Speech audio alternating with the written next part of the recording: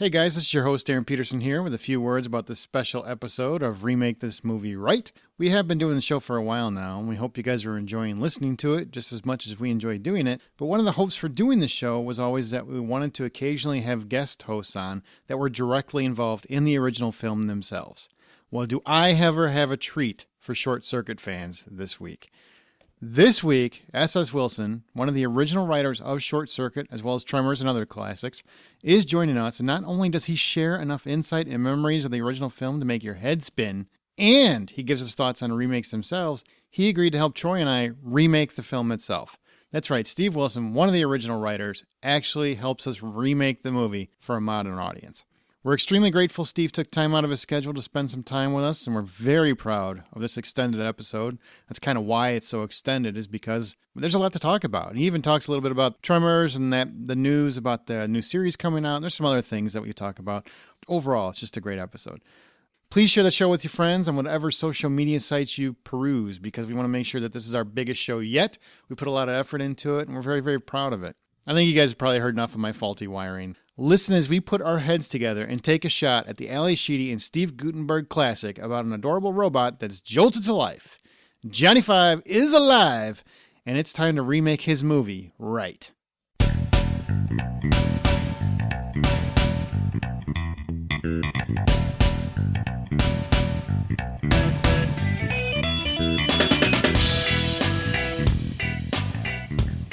Hello, my fellow cinematic architects, and welcome to Remake This Movie Right. We are a member of the Hollywood Outsider Network. Listen to episodes of Remake This Movie Right on iTunes, where reviews are appreciated, your podcast app of choice, or just visit the website at remakethismovierright.com.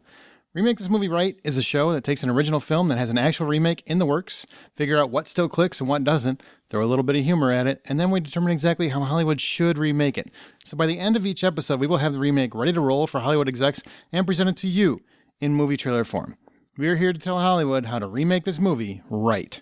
My name is Aaron Peterson. I'll be your host today, and joining me also is Troy Heinritz. Hey, everybody. Welcome back. But Troy doesn't matter. I don't matter. What really matters is we have a special guest for our podcast this week, and that is the writer of Short Circuit, the movie we are remaking, Steve Wilson. S.S. Wilson is what he goes by, is what he's credited by, but his name's Steve Wilson. Steve, welcome aboard. Hello, everyone. How are you? I'm reasonably good. I feel like this is a daunting task. We're going to remake a movie that the guy actually wrote that's on the show with us. Yeah, so we're just going to be quiet and you just tell us what you want us to do. That's about how it'll work. I do want to tell you, it's weird because this morning, as I was doing prep for this, I had the commentary from Short Circuit in the background. So I feel like I've been hearing your voice all day long. Oh, that's funny. That's me and John and Brand? Yeah. John was very nice to invite us in to do that. We realized years later that John was actually really good, even though he did have us rewritten on Short Circuit, and we were furious at the time. We came to realize that as a guy that respects writers, John Badham is among the better ones out there. Yes, and years later he called us up and said, "Hey, I have to do this commentary. You guys should come and do it with me." Oh, it's a great commentary. Yeah, it was really fun to do. I've listened to probably hundreds of commentaries. About half of them are worth listening to. That's a very good one. I would recommend, if you're a fan of that movie, you should definitely listen to that. Oh, thank you. I have not listened to hundreds of them, so I can't make that claim. Well, you're in the business. You don't want to hear about it. I don't. I get that. And for the purposes of this episode, I kind of want to give a little disclaimer that because Steve is the actual writer of Short Circuit, and you never know if he'll be ultimately involved in a remake or whatever, Troy and I are giving you our permission verbally and consent to use any brilliance that we come up with here. You just give us a story credit or a thank you in the credits and invite us to the premiere. We're all good. Oh, okay. I hadn't thought about that, but that is a good point. That's right. Get rich. So here's what we're going to do. We're going to remake Short Circuit. It revolves around a group of weaponized robots with advanced AI, and one of them inexplicably is struck by lightning and comes alive. You might have heard Johnny Five comes alive. That's where this comes from. Ali Sheedy plays the adorable pet adopter who tries to save Johnny Five from the government, who's determined to kill it. And Steve Guttenberg, the Goots, is the scientist who designed the robot and finally comes to believe that he is, in fact, alive. And it was written by Steve here and Brent Maddock. Now, can you talk a little bit about, you and Brent have been writing partners for decades. You wrote Tremors as well. What is it like to write a movie like Short Circuit? Like, how did that even come together? Short Circuit was our first sale, our first movie, and up until then, for the 10 years previous to selling it, we had been working in film, but in a different area, in short films that were shown in schools and libraries. And periodically we would get together and write a script in hopes of selling it, and they never sold. And this was, I believe, separately and together. I always say this, it was our 7th script. It was somewhere in there, certainly 5th or so. We had little hope that it would get any more traction than the others. At this point, we had no agent and all of those things. But a series of events came together, and it found its way to a producer, and very, very quickly suddenly became a mainstream movie with John Badham directing and the front page of Variety and all of those things that you dream about. Mm-hmm. But the genesis of the idea was one of the short films that we had done for the school systems, and it featured a stop motion animation robot and was wildly successful in that market. Sold lots and lots of copies, and that's why we wrote Short Circuit. We thought, we should do a robot movie. We should do a robot feature, and we'll do. And the thought was, we'll do it low budget, and and our friend Ron, who worked with us in those short films, would direct it. Ron Underwood, who later directed Tremors, and then much to our surprise. Having been not noticed for 10 years, this thing took off, and Ron backed away at that point, said, I'm going to only impede this, but he understood business much better than we did. He backed away and said, I can't be attached to this anymore. And we said, but that's crazy, the whole point. And he said, no, you'll see, it won't work. And he was right. Of course, it immediately went to people like John Badham. Anyway, that's how the script came to be. Oh, then I will say, because this bears on the remake discussion, I think, the core genesis of this idea was, as I said, this little short film that had this stop motion robot was wildly successful in that world. And we went, gee, we got to do robots. And this is the way we approach everything. We always sit down and go, well, what can we do this different? I don't know why we were this way, but we always say, well, if we're going to do a robot, what's going to be different? How is it going to be different from the robots we know, Robbie the robot and C-3PO and even R2-D2? And what struck us was that the running joke with robots almost from the beginning, even a little bit with Robbie in Forbidden Planet, and certainly with the robot in Lost in Space, is that they are alive and that they have an attitude and emotions, and you accept this from the get-go. And we thought, isn't that funny? That really robots, which are never alive, are always treated as though they're alive. And we thought, if a robot was really alive, that would be the most amazing thing in the world. Yeah, and we'd all freak out. Yeah. We would all freak out, exactly. And we thought, that's our starting point. That's going to be the point of this movie. Exactly the opposite of C-3PO. No one remotely thinks this thing is alive, and it's the only thing that thinks it's alive. And that was the jump off. That's what gave us the hook for what the whole movie became. Wow. Well, we always start with basically a couple trivia bits about the movie from IMDb.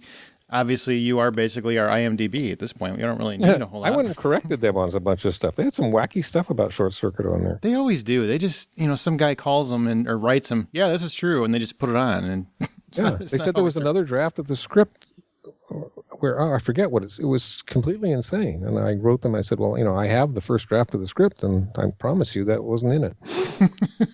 You would know. You would know. Well, you said this was directed by John Badham, which obviously he's a director known for a lot of films, but he also did War Games. Is that kind of why the robot voices are very similar to Do You Want to Play a Game? Oh, I don't know. I can tell you that John drove us crazy. We had this idea that Jonathan Winters should be the voice of the robot. And we thought we were brilliant. And we ran into the studio executives. There were 3 big executives at TriStar at the time. Well, it was a PSO, is the actual producing company. They only made a few movies, and Short Circuit is the only one anybody remembers. And I called this lady up. I was all excited. I said, I just got this greatest idea. Jonathan Winters should be the voice of the robot. And I kid you not, another honest Hollywood quote, she says to me, I'm not familiar with the man's work. What? I kid you. Well, this was before Mark and Mindy. This was before his big return. All right, fair enough, I guess. So I about fell over. And John is just so funny. he fell in love with the voice of the puppeteer doing the robot on the set, which Brent and I didn't particularly care for. I mean, I have nothing against the guy. We just thought, oh, yeah, it's an okay sort of goofy, childish voice to throw in while you're in production. And John said, no, I'm using it. And we're like, no, you can't. The robot could be anybody. It could be any famous person. No, I like this guy's voice. So, that's funny. That's how Johnny Five got his voice, with Brent and I rolling around in agony on the floor. Well, was there actually a script for a third one? Because there was a second one, and then was there ever a script for a third one? Because IMDb said there was. There have been many discussions about it. There was never a script that we wrote. Right. David Foster, bless him, he's this dynamo producer, and periodically he will circle. Even now, periodically he circles back to Short Circuit. It was one of his bigger movies. I mean, he was involved with some really big movies, and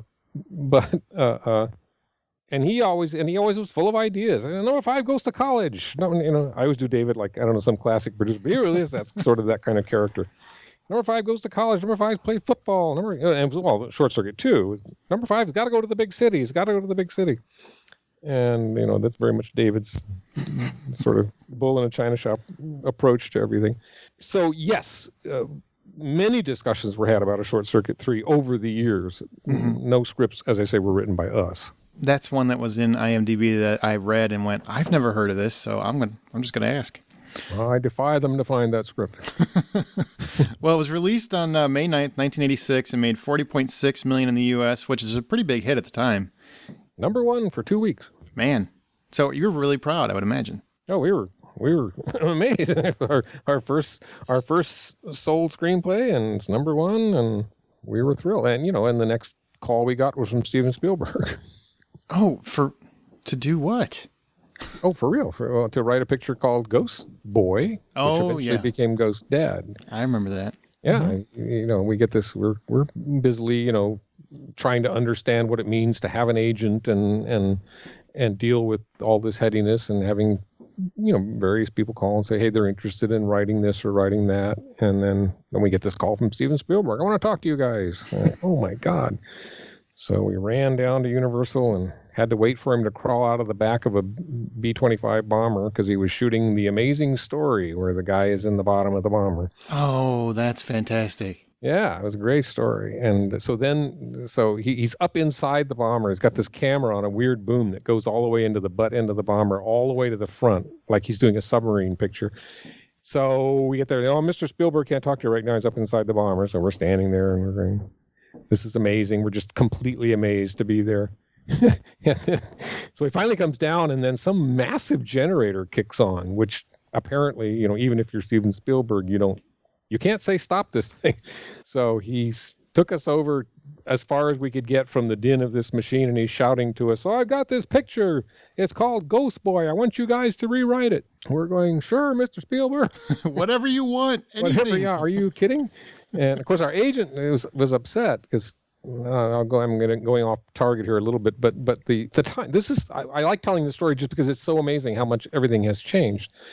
Not that this was a remake, but it was a rewrite. Mm-hmm. And big time writers did not rewrite anything. We are big time by the virtue of having sold one thing at this point. Hey, it was a big hit. But it was a big hit, and we were on the front page of Variety and all that stuff. So, and our agent's just freaking out. She's saying, no, you don't understand. You're saying you write original material. You don't do that. That's the work of hacks. And we said, but agent, it's Mr. Spielberg. Are you insane? So then she said, all right, I'll figure out how to present it to the town. So we went off and we read the script Ghost Boy, and then, which was actually a really sort of creepy thing, because it's about a dead kid. I mean, you couldn't, Well, apparently he grew up over the course of the script. So. Well, he died. He's dead, and he's, sitting and he's having dinner with the family and stuff. And we're like, oh my God, this is really depressing. And Stephen acknowledged that, that there was problems. And at some point in one meeting, Brent was sitting there and he said, it really needs something. He said, this is a depressing idea. And we did make our pact with ourselves that we were going to tell Spielberg everything we thought. We're going to be upfront with him. And he couldn't be a more, talk about dealing with a filmmaker. I mean, this guy is he was amazing. And so we're sitting in a meeting and we all recognize we're not getting anywhere and we're frustrated. And Brent says, well, it really needs to be shaken up. We need to shake this. If I would just, make it say it's the father of the family. It's Ghost Dad. And Steven stands up and he says, I really support that idea. Do that. And he walks out. So then it became Ghost Dad. And then there was another whole long story. I think I must have told this story the last time I was on. Yeah, but different. A whole long story where it went down the tubes. But yep, it happens. And there's a link in the show notes for the full interview before if you want to hear all those stories. He's got some great stories, honestly. And Troy actually just listened to that interview today, and he'll be the first to tell you. It was fun. It's a really good interview. Thank you. Yes. Yeah, and I knew about Ghost Dad, but I didn't know about Heart and Souls, which is one of my favorite kind of afterlife movies too. And I thought that was really, really a nice pickup. I didn't realize you were involved with that until just yesterday. So I was like, wow, that's really awesome. Yeah, that was a wacky picture to tackle too. That was based on a short film. Yeah. And it had Robert Downey Jr. before Robert Downey Jr. was Robert Downey Jr. Absolutely. Well, of course, he was an Academy Award winner when he came to us for Chaplin. Nominee or winner? Or not? Whichever. No. Somebody go online and check that. Somebody is, I'm sure. But anyway, yeah, maybe it was nominated. But anyway, yeah, we were super excited to get Robert. I mean, it was amazing. It was so funny, not funny. It was so tragic that he had all the trouble afterwards. But he couldn't have been better on our movie. And, he came out okay. He's all right. He did all right. Boy, it was sure touch and go. I mean, there were points where I was told people were privately paying for the insurance to put him in movies. Keep things together. But more power to him. Hey. I don't even know if he can have more power at this point. I think he's probably the most powerful actor in Hollywood now. So probably. He creates his own energy as he goes. Yeah, he does. He does. Okay, so number 5's full designation is SAINT number 5. The acronym SAINT stands for Strategic Artificially Intelligent Nuclear Transport, correct? Mm-hmm. Okay. Anthony Farnsworth is a listener, and he wanted to ask you a question. He wanted to know if you guys really painted Fisher Stevens to look Indian, because I think, didn't he say during the movie that he was actually from Bakersfield in Pittsburgh? Yes. Yeah. So was he actually painted to look in? What's this whole Indian thing? It's funny. I just recently read an interview with an Indian actor who interviewed Fisher about this role and got him to say that if he were offered the role today, he wouldn't do it. And that gave him his whole career. Well, kind of. Although Fisher is he's one of these guys who completely disappears into a role. True. He is so extraordinary. This fellow who did this interview or this blog piece or whatever it was said that Fisher was had makeup applied to look darker. I don't know. We were not very involved in production on Short Circuit. This is where we learned our big lesson that as writers, you don't go to the set. You go off and write something else. Absolutely. You don't bother the people who are making your movie. So I don't know much about that. And of course, we did. Of course, the great irony of one of the great ironies of our careers, we did not write the Ben character that way. He was written as an ordinary engineer, and somewhere along the line, John and Fisher came up with turning him into the wacky Indian character. I don't think you could do it today, not in this climate. I know we've had that very discussion. We had that very discussion in the remake discussions that we had, and ultimately we lobbied for a while to just say, well, why not? Just do it. Even if you use a real Indian actor, just do it. Have Ben in there. And people went back and forth, and they just thought, oh, no, we can't. We don't want to do that. We don't want to go there. So our remake was done without Ben Jabatuya. It was it's interesting, and I think it works in the 80s. It's just, you know how this climate is now. Everything's very PC, so people have to tread carefully. They do. Yep. They do. It is very different, yeah. And at the time, I don't think it was seen as particularly insulting. It was probably just kind of an unusual idea that there were smart Indian immigrants doing stuff like that. People, now they seem ubiquitous. Yeah, well, I think then it was very much a stereotype. I mean, it was just an exaggerated stereotype, and now I think people would just you know how it is. With comedy, it's very hard to really take those chances anymore. And it's a family film, so people would be leery of it. I get that. Yeah, I agree. Well, now we're going to talk about the original. I know we've talked about it a little bit, but we're going to talk about what we loved and what doesn't hold up about the movie. But before we do that, we're going to hear a little clip from the original.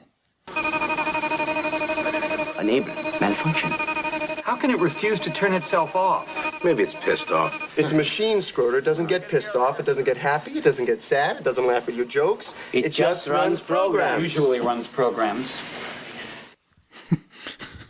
I like that. That's a good twist. Usually runs programs. Let's start with you, Troy, because you love this film. You've told me I don't know how many times how much you love Short Circuit. What is it about this movie you love, still love? What's the value for you nostalgically? I mean, why is it so important to you?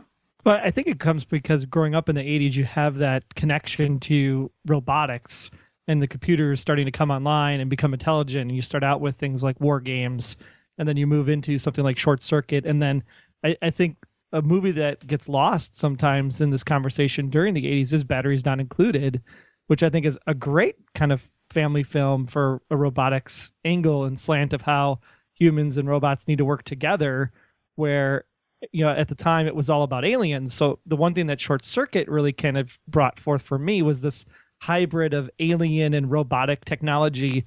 When Ali Sheedy comes into the van and she's like, "Oh, I'm so glad that they would pick me. I knew they would pick me," and it bridged that gap from Close Encounters of the Third Kind kind of into the robotics and Terminator and what was going to be coming down the pipe from that situation for kind of AI sentience, if you will. And I really think that even watching it last night, I was sitting there going, man, this movie is really great. I actually am excited that I was able to get it from the public library of all places, because you can't buy it on iTunes or Amazon unless you try to order the 2-pack. Yeah, Troy had his packed away and he couldn't find it, so he's like, I got to hurry up and find it. Yeah, it's in a box in an attic, and I'm like, gosh, I'm just gonna go to the library. Sure enough, the library had it, so we watched it last night, and I'm glad I have it for a week because I'm going to show it to my daughter, because I thought it actually held up really well over the years, and I was really excited for the it wasn't the. And there's some over-the-top stuff that the kids, of course, would go over their heads, but it was funny when it was placed. And then just the fact that it wasn't about, the boyfriend-girlfriend relationship, which most movies are these days. You got to have that romantic angle to it. And this had the romantic angle, but not in a, kind of superficial way. It was really just this. They needed each other to further their own endeavors and then end up becoming a couple, if you will, at the end of the episode, not during. Mm-hmm. I think that was a really nice way, especially because then all those animals get taken care of in Montana. And it was a soft romance. It wasn't like one of those hammer over the head. It didn't distract from the film at all. It was really important, I think, but it also was very, very mild, very under the table. It wasn't overt. That was very important, I thought. Absolutely. The one thing watching it again, I remembered that back in the 80s when this came out, the giant robot movies or robots with AI like Terminator and things like that, they were all evil. Every one of them had a nefarious reason for whatever they were doing. So it was really hard to really embrace a robot with AI because that was the fear. People were scared. Robots are going to take over. They're going to, we have all this technology. It's going to take over. It's coming to get us, basically. Where here is a movie, and Batteries Not Included is also in that category, where you have a sweet story where maybe you can have a robot that becomes alive, that has this AI or life in general, however you see it. Like he becomes a good being, not person, but being. And that was the beauty of this because it was so sweet. It was innocent. It was like a child. It wasn't this dour, dark future, looming future that everybody else was doing in their movies. This was a sweet, sweet story. And, Johnny Five was a robot everybody wanted to take home. That's true. This is probably the first robot movie I can remember where I'm like, I want one of them. I don't want a Terminator. I don't want him in my zip code, let alone take him home. And they never made an action figure. They should have, because I would have been driving that little thing around the house all day. I know. Well, that's one great thing about the movie is that it actually transitions that thought process because, after you get through the opening sequence and the credits, which is fabulous watching it again, just to think of how technology has, transpired over the years and to go through that whole sequence. And again, just how long credits actually are, they don't actually show anything because now it's like, you can only have like 2 things with the credits on the screen and get into the movie because people have ADHD or whatever. That's true. That's true. But the transition, like you start out with these robots are blowing up tanks and blowing up cars, and you don't even know that there aren't actually humans in it until it gets towards the end of the sequence. And then you transition from death machine to, dancing, parading, jumping, full of life kind of robot. And I think that's a really great way to transition from all of the evil robots that we've been growing up with into something that could be beautiful down the line. And another thing where the connections, I didn't even realize I've seen this movie probably 30 times, and I got it on Blu-ray, Steve. I got the real one. I don't mess around with library copies. I ordered the 2-pack for Christmas. But the connections of actor to director, like Ali Sheedy and John Badham worked on War Games, and Gutenberg and is it G.W. Bailey? Is that his name? But they worked in the Police Academy movies together. Right. And I didn't really put those together, but as I'm watching, I'm like, oh, these are guys that all of them, Badham, Sheedy, G.W. Bailey, because he was in Burglar. I like the movie Burglar quite a bit, and Gutenberg were like favorites of mine from the 80s, and they were all in this one movie, and I didn't quite put that together until I rewatched it. That's true. I hadn't thought about the connections with all those characters. I know that John pulled people out of the Police Academy movies. Yeah, he had a couple, I think. So what about you? For you, I mean, you're so personally involved with the movie. I'm sure you've seen it probably more times than you care to. What was the experience like for you? What are your personally favorite moments about it or memories about it, either the movie itself or when it was released? Yeah, that's a good question. For us, the biggest issue we had at the time, me and Brent, was the tone. Again, not to take away from anything John Badham did, but first of all, it was our first movie, and we did not understand that they just take your movie and they go make it and do whatever they want. Mm-hmm.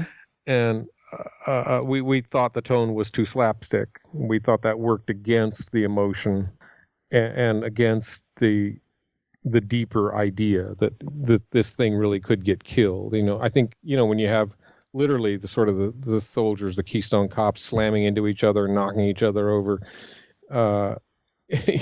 you don't really think number 5's in danger in that movie. Yeah, I could see that. That's a good point. And it drove us crazy at the time. In fact, we were working with Matthew Robbins on Batteries Not Included while this was happening. And Matthew said, "Oh, come on, guys, give it 10 years. Look at it again. It'll be okay." And did it? And that's true to a large extent. I've watched it every few years, ever since, and it goes up and down in my estimation. There are times that I watch it, I go, "Oh my God, this is so silly," and then there are other times, it's not bad. It's pretty good. But you ask a related question. It was an enormous rush seeing it with audiences. I did run around and do that, just voraciously. This is a curious thing to point out, I suppose, but one of the battles we had later in the process during the editing, because we did get involved in the editing, and John brought us back in, and again, we didn't realize how lucky we were. We assumed this was normal, and this was not normal for us to be giving him notes. But he got very enamored of the idea that we could write new lines for the robot during post-production, because it didn't really matter. He didn't have lips that were moving that you could read, so he could say whatever you wanted. And so Brent wrote a lot of some of the most famous funny lines Brent wrote in post-production during editing. But the battle we had was that John wanted to take out the second reference to the Three Stooges. There's a moment when he's watching it, and then there's a moment when he's watching the actual show, The Three Stooges, and then there's a moment when he turns it on deliberately again. You guys have just watched it. Am I right about that? Yes. Mm-hmm. Uh-huh. Yeah. Because I'm just trying to remember whether he says something or he watches it. So now, this is a channel, and he will deliberately watch the Three Stooges. And John wanted to cut that second one out, and we said, "Oh, you can't. This is a setup. This is a setup and a payoff. It's the magic of threes and these things that writers worry about." And and he relented. He said, "Yeah, you might be right. You might be right." So anyway, it was a big kick then, because it absolutely, in a theater, it brings the house down when the three evil robots have been reprogrammed to act like the Three Stooges. In those days, the laughter carried through into the next scene, and you didn't hear the dialogue, in the next scene. Wow, it was that. It literally brought the house down. And I don't know how that would play today. We had a huge argument with the people that were going to do the current remake about this very thing. They said, well, it can't be the Three Stooges. Nobody knows who they are. And we said, you are aware that somebody's about to make a Three Stooges movies in your city. And they said, we don't care. Nobody knows who they are. And then we argued, well, it doesn't matter. It's what he likes. If he watches it on TV, we're going to see the characters do what they do, and we're going to know that number 5 likes them. Mm-hmm. But we lost that battle. They made us change it to Homer Simpson. So that's pretty funny. Yeah, dope. That's great. So that was your first success story, so to speak. Yeah, well, I mean, it was our first sale of a screenplay, first produced movie. A huge hit, and one of the bigger hits in our career, really. And, is this one that gets referenced to you more? I mean, I know Tremors is huge, but is this referenced to you? I mean, when people come up to you, or they recognize you, or they see you, I see you, you've been at many conventions of Comic-Con and whatnot. Do they reference this, Tremors? I mean, what is the number one thing they come up to you about? More Tremors. People grow up and remember Short Circuit fondly, and they don't really think about, the guys who wrote it, because there are so much Tremors, because we did 4 sequels. Mm-hmm. And we have this very hardcore fan base who have literally grown up with the movie and now show it to their kids, mm-hmm. and still have Tremors, weekends where they all get together every year and show Tremors and all the sequels. That's the one we get talked to about more. That's the one people, they connect us to it in a way that they don't necessarily connect us to Short Circuit. A lot of times it'll be like, oh, you wrote Short Circuit too? Oh, I love that movie. What no longer works for you? And I'm going to ask you this first, Steve, because just to I was looking at our lists here, and I was thinking, well, obviously the technology doesn't work. Obviously that has to be addressed, and yet this is a line I just used in a pitch meeting in Hollywood, but it really went over well, so I'm going to use it here too. I said the trouble with technology is nothing ages faster than the past's future, and it's it's true of Short Circuit. It's true of any movie that's set in the future. I recently watched Blade Runner again. It was hysterical because everybody, he's got a flying car, but he has to stop his flying car and go use payphones. That's true. Yeah, that was pretty ridiculous. And everybody's taking up smoking again. Curiously enough, everything gets cool again. That's what happens. That's true. Yeah. So the technology is a huge issue for us because it's just before cell phones and just before personal computers, and my God, it's hard to isolate number 5 and isolate, the Ali Sheedy character and keep them on the run without just, everybody knowing every time number 5, got out of a vehicle, he'd be all over Twitter and Facebook in 30 seconds, Man, that's a great point. And I honestly never would have thought about that until you brought it up. Oh, yeah, that was a struggle in our version of the thing that didn't go anywhere. But yeah, we really, so the technology, obviously, and for me and Brent, the tone, we would go for the thing that creaks even more to me is the slapstick tone of the thing, and the goofiness and the non-threateningness of the villains, because we thought it was a cool idea and a kind of an unusual idea that the villains, quote unquote, are doing the right thing. Mm-hmm. They are agents of this high-tech company / the government, however you want to look at it, doing exactly what they should do. They've got this serious problem. They are desperately afraid that their high-tech robot is going to kill somebody, and they're going to be on the hook for it. So you've got a villain, and you're sitting there going, "You bastard! You're going to kill number 5," and of course that's exactly what he should be doing. And we thought that was cool, But you lose that a little bit again with the slapstick. So the big thing for me, if I was going to remake the movie now, big thing for me would be, of course, technology. Of course, how do you address all of that stuff? That's just that's story logic stuff. But the bigger thing to me would be to do that, to address the tone, make it a little darker across the board. Make number 5's threat real. And Steve's already, he's got the ideas already. Troy, worked hard on it. Troy, what about you? What doesn't work for you anymore from the original? I mean, I was thinking about how to make this more modern for the remake side of things, and as I watched it last night, I think for me, as much fun as Schroeder and the gang really is, I just keep going back to, does Nova really have its own police force. I mean, does Google, does Apple, does Microsoft, do they have their own army that they can just send out and open shoot at a marina for no apparent reason? That's funny. That was a good point. That is so pretty it's like, funny. So for me, that was the big thing. Take Schroeder out of the equation and maybe have either that threat be something else or potentially, the actual government itself potentially. And it was a nitpick. I never noticed it before, but of course, being older now, the movie starts out and the whole sequence of him actually getting out of Nova in the, I guess, waste truck or garbage truck, whatever you want to call it, laundry truck. Mm-hmm. When the robot pushes him, he pushes him sideways. And no other point in the movie does he travel left to right without turning. He always goes forward. So it's like, how did he actually slide down this hallway when he wasn't able to pivot? It was just something that I kind of picked out. So, of course, one of the things that comes to mind is just all the things that you can't do back in the day when this movie's made, right? Like the jumping sequence. Cute, and it sets the tone for the whole, like, what death is when he lands on the cricket. Mm-hmm. But how do you do that jumping sequence better? So I almost kind of envision, if you weren't to touch anything, and I hate to say do the special edition version like E.T. or Star Wars, Don't just to do clean that. up some of those effects. Don't do it. Don't do it. But working some of that in as we think about a new way to tell the story, right? Just so that those effects play off better because we can do it better today. You guys are a bunch of haters. I love this movie. There's nothing wrong with it. Outside of the score is really not good. I mean, well, it's good for the 80s. It's good for the 80s. Yeah, 2015 though. You're watching it. And, my daughter comes in the room and she's like, what is that? I'm like, this movie is great. Ignore the music. Gutenberg's great. Sheedy's great. Johnny Five is great. And she's like, I don't know if I can get past the music, Dad. So that's probably the first thing. And the biggest thing to me is not the song. Point. Not the song. The song, people love the song. The number one song that we were forced to put into the movie at the last minute. People love that song. You're talking about Who's Johnny? Yeah, Who's Johnny? Oh, okay. He's sick. I don't think we can actually play it because we'll probably get sued. But that right. Don't say it. Don't say it. Don't do it. My wife actually told me that because I was watching it in the bedroom, and she's like, "If you're gonna watch this thing, you got to go downstairs because this music is freaking out the dog because it's so high pitched."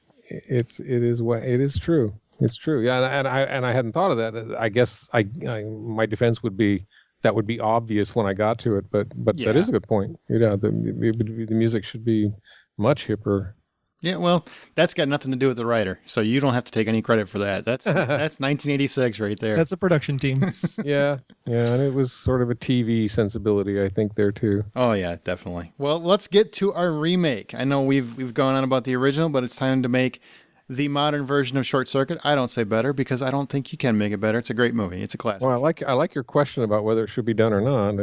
I don't want to get ahead of you though. No, that's okay. That is the next question. As we segue to it, should this movie be remade for today's audiences, or should Short Circuit be in don't touch status? What is your answer, Steve? It's interesting. I am more always in the don't touch area, and I'll quote, hopefully not apocryphally, John Huston, the big director, who said, "Why do they remake my hits? Why don't they remake my flops?" And he had a good point, I thought. When you remake a hit, it does beg the question, why are you doing this? And I always am a little bit in that camp. I don't want to see that, and I certainly don't want to see, effects updated the way Lucas has done and that sort of stuff. That drives me nuts. It'd be like taking King Kong, and just replacing all the effect scenes with bizarre CG. You go, really? That being said, I also, I recognize it, from a financial side of things, there seems to be value in doing this. And then the argument against my argument is, well, come on, we do Hamlet over and over, and we all get excited about it. It's Hamlet in street clothes. It's Hamlet, but it's set in New York. I guess it's Romeo and Juliet is West Side Story, isn't it? And yes. So the argument against that is, well, can't we reimagine a fun, emotional story for a modern audience? So I come down on both sides, and I ultimately come down on sort of on the business side and say, sure, yeah, let's do it. But if we're going to do it, let's do the best job we possibly can. And I'll jump ahead again. I don't want to jump too far, but the big thing for me that I think they blow most of the time with remakes because they are so dumb about their approach to things. Well, it's marketing that makes these decisions. So Hollywood is run by marketing now. Absolutely. I've been on this soapbox before, but and marketing people they're different people. They're bizarre, and they're not filmmakers. They're not storytellers, and they literally don't understand the most basic things. And to them, it is a good thing that you can put the title Godzilla on something and not have Godzilla in it. They think that's cool. That's so funny. And people will still go see it. So that's who you're dealing with.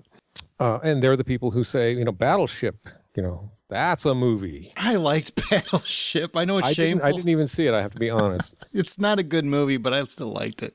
But it's Summer still, popcorn fodder. Yeah. It's based on a board game, and you go, and the logic was, and the studio head at the time, made this argument. He got in the trades and said, he got really defensive. This is a really good idea. Are you aware of how many people are aware of the name Battleship? That's the reason to make it. And you go, that's a marketing reason to make it. Yeah, it's not an idea reason. You go, but it doesn't mean that you can make a movie out of a game. I'm sure it was Stephen Colbert who did the movie version, which was him sitting with another famous actor going, A, 21, B, 52. Well, I guess that brings up a good question for you, because since you wrote Short Circuit, if someone else remakes your movie, and I realize you understand the business aspect and there's a certain professionalism that you maintain in regards to that, but does it affect you in any way? Does it hurt you as a writer? I don't want to say hurt, but does it bother you as a writer? It always bothers you when everybody changes everything. I mean, we're going through a nightmare now because, Tremors, we've lost control of Tremors, and it's going to go on without us. And, and that's hard. Tremors 5, I thought, was just unbelievably terrible. It was incomprehensibly terrible. I thought it won't be great. That's when going into it. But then I went, oh my God, this is incomprehensibly terrible. This is like Sharknado for Tremors. And how did this happen? Oh, ouch. It was just. I saw it on Netflix. So that was nightmarish. I saw it. Yeah. And now there's going to be a series, and they're very blunt and told us, no, we absolutely don't want to talk to you, and we want you to have nothing to do with it. And that's all sidebar. So, getting back to my rant about if this is going to be done, and you're going to take the title Short Circuit and market it, then in the honest way to approach it from a fan pleasing point of view is to keep the core idea. And this is what so often gets lost in remakes. I think they literally lose the core idea. The core idea in Short Circuit is a robot is alive and he's the only one who knows it. I would be open to any movie that keeps that idea and delivers on that idea. And I'm sure that there are versions of that I couldn't even imagine. Brent and I did our version was pretty close to the original in terms of the major steps. We tried to update everything else, the technology, and we tried to make the Ali Sheedy character, hip and funny and current. And we tried to do better stuff with the geeky scientist character. We tried to make him, he was try to make him just more interesting across the board. Mm-hmm. And then we got some interesting notes from one of the guys that was supposedly going to produce it. Then before it all blew up in our faces, and we really changed the ending dramatically. And so anyway, that's my vote. That's where I come in. Keep the core idea. Deliver on the core idea. Now you guys come up with the rest of the movie. My answer to that question in terms of should it be remade, I'm kind of in line with you to a degree, Steve. I am okay with remaking a movie as long as you're doing. I realize people want nostalgia. They want some kind of remnant of what the original was, but do it somewhat different. I don't want a carbon copy like the Psycho remake. Horrible idea. Just shot for shot, bad idea. But if you, like you said, Short Circuit, maybe a little darker, I think that's great. We talked about Big Trouble in Little China on this show a couple weeks ago, which I think is a really fun movie. But we kind of took it to space, which is, fans, they're like, well, you can't do that. But I'm like, if you really think about it, that is the kind of thing that I think it really makes it more interesting, because then you have nostalgia, but you have it completely different. I like that. That's me. That's my personal choice. You know, I can see that. I can see that for that movie. Really, you're talking about sort of fish out of water, weird world that he doesn't understand. Why not? There you go. That's Caught up in this place where the rules are all changed. I could get behind that. I'm waiting to hear what you guys are going to say about Short Circuit. See, we got to get there. If I can weigh in on this. We got to get there. We got to get there. Troy, what's your verdict? Don't touch or definitely be remade? Oh yeah, we're still doing Don't Touch. I was gonna, after seeing it last night, I'm gonna have to say I'd put it in the don't touch status unless it can truly be brought to a modern look and feel that it would resonate the exact same way as it did back in the 80s for all of us. Good. So if you can speak to the millennial, I guess population, right? These millennials, the Gen Yers, the people that are coming up in that age bracket that we were in when we saw it back in the 80s, if you tell the story in a way that it resonates with that group of people, then Johnny Five lives forever, which is really the whole point of the movie. No, well said. And what a challenge. Oh. That's daunting to me. I think we're going to rise to it. We're going to rise to it. All right. Well, here's another clip as we get ready to talk about our remake. Elevation 16 obstacles. Visibility 5 feet, 2 feet, no feet. Hey, laser lips! Your mama was a snowblower. That is one of Troy's favorite scenes. It absolutely is. It is in my remake. Oh, man. That was one of the lines written in post-production. Oh, was it? Mm-hmm. So that there you go, IMDb, take that. Did you write that, or was somebody else wrote it? Brent wrote that. Brent wrote that? All right. Yeah. It was good. No, John came in and he said, you know what? I just realized the robot can say anything, anytime. You guys got to come up with more lines. And Brent started coming up with stuff like that. Well, it's one of the classic lines. I mean, it really is. I know. Really it's funny how movies can come together. Especially when he whistles, it's like the first time you hear it, it's like, that's R2-D2, almost. It's very close. Yes, it is. Well, here's what we know about the intended remake. Not much. They've like Steve has talked about. He and his writing partner Brent have worked on it. There's a lot of people that have worked on it. In terms of they're actively developing it, but it doesn't sound like anything's really close to fruition just yet. Which is good. Maybe we'll come up with a better idea and then they'll have to do it. You never know. So normally whenever we do these remakes, the first thing we do is nail down like what nostalgic moments have to be in our remake. I got to ask you, Steve, are there any moments for you that if the movie has to be remade and it is being remade and we're remaking it, what moments from the original film, like nods to the original, do you have to have in your remake? I think there may be more, but I think you have to have... I'm jumping to the end. The scientists confront his creation and accept that it is alive, because Crosby believing it is what makes the audience know that the world has to believe it, because he's the least likely guy to believe it. So I think you need that scene. I think you need the scene where number 5 realizes what death is. Okay. Any other stand? Well, I like the Three Stooges scene, but I don't know that that's a. Oh yeah, no, that's our number one. I think it is a moment where we see that number 5 is able to use how he has changed his own programming and how he's approaching the world. He's not even going to blow these deadly machines up. Those are 3 that I come up with. Okay. We also came up with taking a vehicle apart, use it as a bulletproof vest. Yep, that's a great moment. Troy and I thought, the Who's Johnny song should be in there at some point. Like maybe in the end credits, revamped, modernized, just as a nice nod to the original.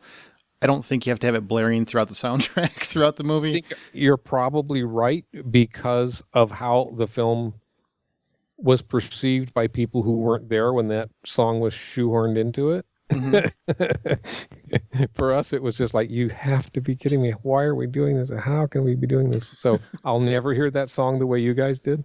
Oh, man. But I bet you're right. No, I'm sure you won't, because every time you hear it, you're like, oh, I hate that song.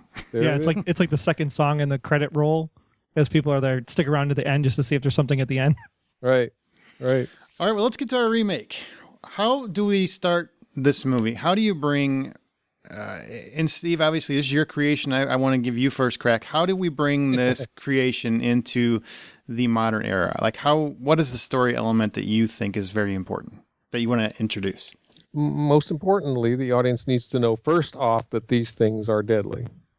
And so you need to do something. You need to come up with, I don't know what the modern way of that, the modern version of that. I guess if you want to, again, talking about sort of a darker movie, maybe this is an anti-terrorist device, which the military is working on, right? And have a real world threat like ISIS or something. Maybe not that direct, but something similar. Yeah, maybe maybe your opening is not just he blows up a bunch of military vehicles, but he goes into the Saint robots, whatever they're renamed, go into some sort of setting like third world village and are really, really deadly and running up and down stairs and shooting around corners and so forth, rather than just blowing things up in big balls of flame. Maybe they're targeting things, or maybe they're people. I'm not sure. I guess it's not people. I don't think you'd want to. I think it's a family film still. So I think you. Yes, yeah, I would agree with that. You don't want to open with a bunch of people getting blown up. Well, let me ask you this, and sure. Troy, like this is basically a pitch meeting from here on out, right? So yeah, right. And I know that's the first you've ever done this show, so I want to make sure you feel comfortable as well. And you've done real pitches. Yeah, So you got this down a little bit more than Troy and I do. But basically, anybody can interrupt anybody anytime. If you think you got an idea, let it rip. If there comes a point where you are dead set, I got to have it my way, and these guys aren't listening because a vote of 2 or better, that basically makes that idea we move on. If you're determined, you get 1 cut, which means at any point you can yell cut, and we have to go with whatever your idea is. Okay. I read those rules. I'm ready for that. All right. So feel free, if you want to make Johnny Five an octopus, make him an octopus. That's up to you. I would recommend you don't, but hey, it's your movie. Would it be beneficial to actually make these robots have some casualties, so to speak?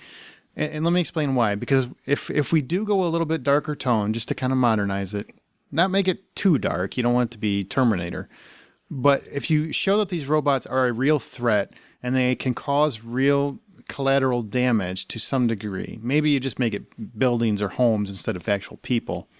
But if you have that, then it becomes harder, I think, for people to believe outside of and the uninitiated, like an Ali Sheedy character, to believe that robot would be innocent. Does that make sense? Did I make sense? Mm-hmm. Or did I just ramble? Makes sense, yes. What do you guys think about that? Troy, you're an idea guy. Throw something out. A couple of things were going through my head throughout the course of the day on how to get to the more modernized. And I kept going back to this bridge between what was kind of robot AI with war games, then moving into robots, and also going back to Close Encounters of Their Kind and this alien transition that Ali Sheedy had in the van. And I was thinking that maybe it's not so much that we create these robots on Earth, but maybe the robots themselves are aliens and maybe a little more humanoid-like. I hate to say android or, humans on AMC kind of concept, but, it'd be they coming to Earth and maybe it's 5 of them. And when they get to Earth, they kind of explore the input side of things, right? And the way they do the input is through maybe that little transistor receiver thing that comes out of Johnny's head, number 5's head.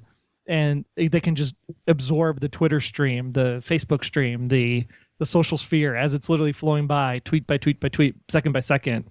And instead of doing the encyclopedia concept, that's how they get their input. Mm-hmm. And then as they're exploring, because the one thing that I thought was really great about the movie, and it'll always resonate with me, is the wouldn't you like to be a pepper too, when he reads that sign and interacts with the gas pump. And I'm like, I really want more exploration of these robots to kind of get to the realization that they're alive kind of on their own. And then they can make their own decisions on if they want to interact with the humans in a certain way. And so the next phase of the alien robots coming in would be to maybe one of them gets captured by a software company or an engineering company, and another one ends up meeting a person. And then the whole movie is the 5 of them trying to get back together.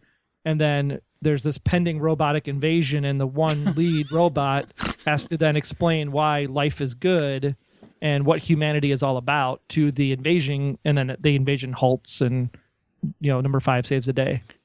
Steve, just so you know, Troy is the out of the box guy. No, that's out of the box. That's sure. Out of the box. The only thing I would say to that is I like everything about that except the alien portion, just because I think what makes Short Circuit work is because of the real world threats. And if once you introduce it as an alien, I think you're eliminating that completely. Well, it might not even have to be an alien. It could be, because this is the other thing I was thinking about, being that it was 86, and I kept seeing, and it's me because I saw, number 5's mouth moving back and forth, and I was like, okay, it's either Knight Rider prop left over, or they're pulling from Battlestar Galactica and the Cylon concept. And so the other thing I was kind of playing in my head with was that maybe there's this like younger engineer who makes a robot for NASA, and they send the robot up into space to, be like the first, like instead of monkeys, they went to the next level to see if the technology would last. Somehow it gets trapped in space and then comes back to Earth. All this time he's been picking up radio signals from space through the satellite system or whatever. Oh, instead of lightning? Right, Instead exactly. of lightning, I could get on board with that. He's up in space and he gets, that's radio what frequencies becomes alive. Exactly. And then he has to somehow get back into Earth to then go find this creator, the scientist, the Crosby character.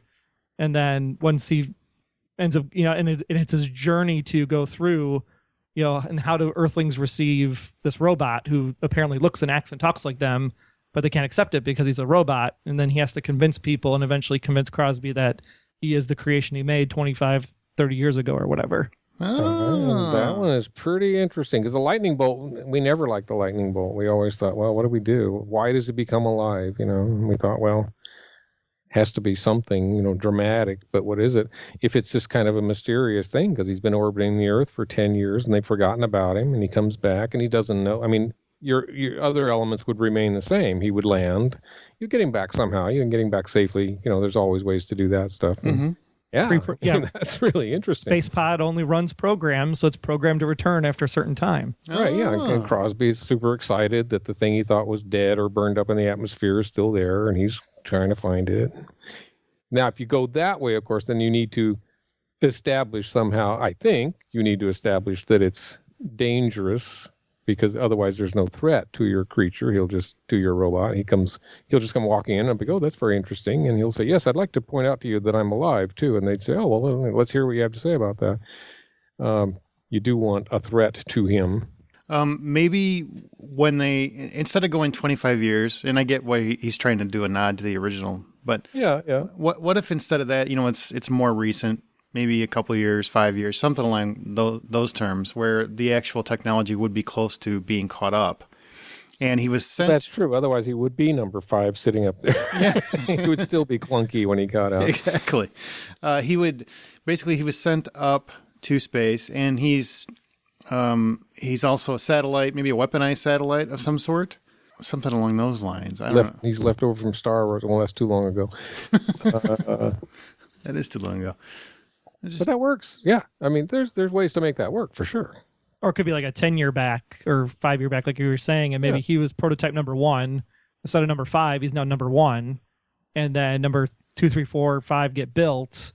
And then when 1 comes back, then there's still that relationship with the other 4 robots. Maybe it's not so much the actual robot that becomes alive, but his hard drive, so to speak, like his mainframe, like the actual brain of the being, so to speak. And when he comes back down, they take out the hard drive and basically install it in a ground version of like a Johnny 5 version. Like he's basically a satellite, a weaponized satellite, and it becomes alive through that means. And then when he comes back to Earth, they use the hard drive. They take all the data and everything else and place it into a ground version, an actual robot mobile version. Maybe it could be a drone. Maybe it could have drone capabilities or something like that. And then it's more grounded. I don't know. I'm just kind of thinking outside the box. We're not. Yeah, that works too. And all of it is a much more interesting way for him to come to life than being hit by lightning. I mean, and there's something sort of metaphysical about it. We don't even know what happened to him up there. Yeah, I like that. So, well, then what would happen? What do you guys? What about you, Steve? What do you envision? So, once he is back on Earth and he becomes alive, and he runs amok. I mean, he finds a way. He escapes from the government's custody. It's always going to be the government, right? It's always the government. It could has to be somebody in authority. It has to be somebody with the authority to destroy him. That's what you need. Yeah. Well, because they bring him back down because they've eliminated the space program. or something along those lines. Yeah, they've run out of money, and that's happened. I don't know how many times. So but he could land by himself. He could land by himself and wander around, similar to the way he does in the existing movie. Oh, that's even better. So again, he's having the same experience that he had in the original movie. He's exploring things. Maybe expand that sequence, as Troy was suggesting. Yeah, maybe he can actually reprogram. I mean, as he's becoming aware and collecting all of the input from satellite and radio communications and whatnot in space, maybe that's how he ends up reprogramming the pod to then return himself to Earth. That could happen too.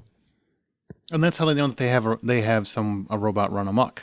Because they need to know that. There needs to be that. And right now we're leaving out the Ali Sheedy character, and it's interesting. I mean, we haven't gotten to her yet, maybe, but it's interesting to think, from a studio standpoint, not a good idea if you're going to sell this remake to anybody. Absolutely. And maybe from an audience standpoint, it does seem like there's a dynamic, of course, with Allie's character. No, I think that's important. That is necessary to the existing structure, and that is that she is the advocate. She senses it, and she goes with her gut in a way that Crosby never does. It's obvious to her, the way people say, "Come on, dogs have feelings." It's obvious. You don't have to prove it scientifically. Okay, I got it. You got it. Oh boy, he's got an alien dog. So it's life, right? Life is created in the way that we think about it as humans, mother and father, right? So what if the father, Crosby, is the one that builds the machine, programs it for the basic routines, and then as it's up in space, you have the mother character in the Ali Sheedy character, and maybe she's communicating kind of like, I hate to pull from Contact, but maybe like in Contact where she's communicating over ham radio, all the while she's communicating with this entity that she's not aware of. And then when the robot comes back, its purpose is to then find mom and dad and reunite them in some way. Yeah, that could work. It'd be funny.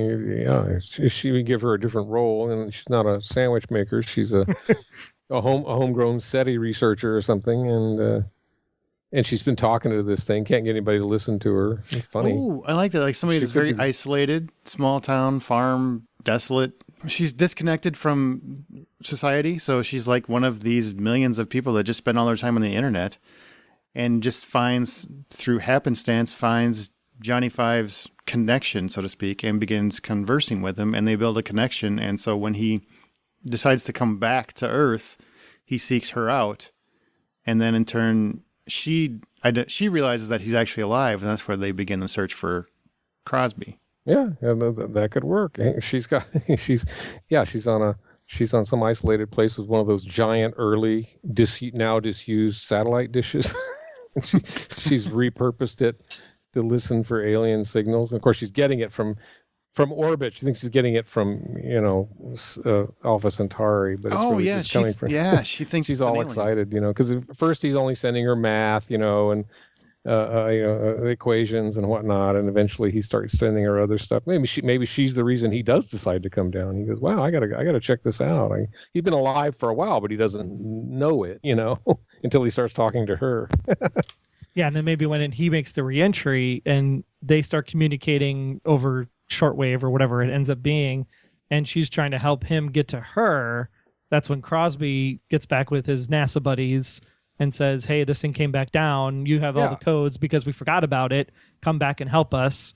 And he comes back and helps, and that's the whole tracking sequence with the van. And then as Johnny's moving towards the mother, the father is then also moving towards the mother, and then they all meet and end up becoming a family. Let's stop saying mother-father, because now you're creeping me out a little bit. Creator and developer, I guess. There you go. That's a lot better. And you can even use you can still use the Saint. I was just kind of penning this down. You could call it the Space Aviation. I can't even read what I wrote down for I. Some kind of Space Aviation something network tether, or interplanet network tether or something. Maybe it was an old program to communicate with Mars or the moon or whatever. Yeah. That I think would work. And you could still call her character Stephanie Speck, right? That was her name in the movie. Yeah, I think you would. Mm-hmm. And so you still have the crazy scientist guy that runs NASA. running around yelling stat at everybody. great actor, that guy. I do like the idea that they continued to build these things. They sent one up into space because I will always do this. I do this to Brent all the time. You've got to establish that it's dangerous, or you've got no problem. Absolutely. And so they built 4 more of these things, and one of them just went completely amok, and did tremendous damage on the base or at the facility or whatever it is. So when this thing comes back, it's like, oh God, not one of those things. You got to be kidding me. We got to get rid of it. That'd be fine. And Stephanie has no idea that this is going on. Oh, I like that. Now, could you make... And Schroeder can become like a general, and then you could actually have the military be an angle on this as well, and then you could still have that aspect of it, just not NASA's military. Oh, I think so. I think you make a very good point. I think it's hysterical. I don't know whether we were just naive or what we thought Nova was, but it is hysterical that they've got this like security force with machine guns and armored vehicles. And aren't they a factory? What the hell? And when you think of Nova being in Spanish, no go. And this thing's supposed to be moving. It was so it's kind of ironic. You make Brent and I like to say when we're writing, you make a potential minus into a plus. You make a big moment of Crosby telling his boss, and they just they work for NASA or something like that, or a supplier to NASA maybe, and he's telling his boss, and his boss goes, "Oh my God, we've got to call the governor of the National Guard," and Crosby's going, "What? No, are you serious? Did you see what that thing did, last year?" Oh yeah. We got, so you make a big moment of going in, and maybe they can't even convince the National Guard that they should be called out, and they got they're showing old grainy videos of the thing running amok and blowing things, knocking down buildings or whatever it is, and then the National Guard's going, "Well, I guess we better do something."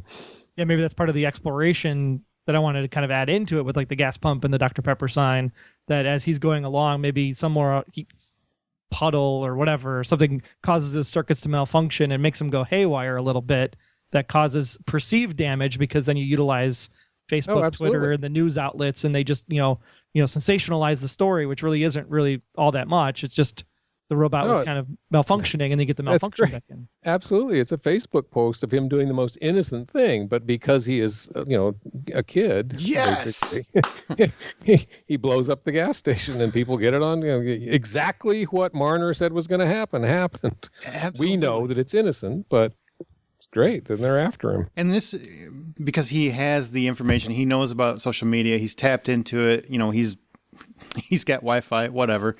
He's got 4G. He actually can keep up with social media, so he can keep a step ahead. So when people report him, he knows we got to get out of this area. We got, he knows that stuff in order to keep him aloof and on the run, as opposed to being caught right away. Yes, this is what we struggled with in our version a 3 years ago, whenever it was. The endless problems keeping hidden and staying ahead of the technology. And being isolated. It's very hard to do these days.